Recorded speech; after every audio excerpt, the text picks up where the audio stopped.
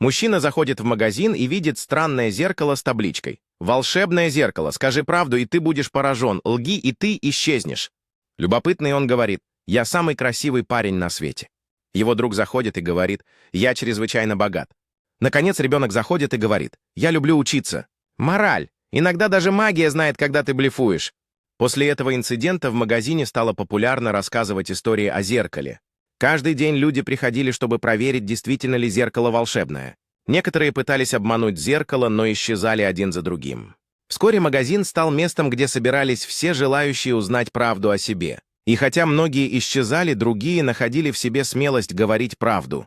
С каждым сказанным словом зеркало становилось все более популярным. В конце концов, зеркало научило людей ценить искренность и честность.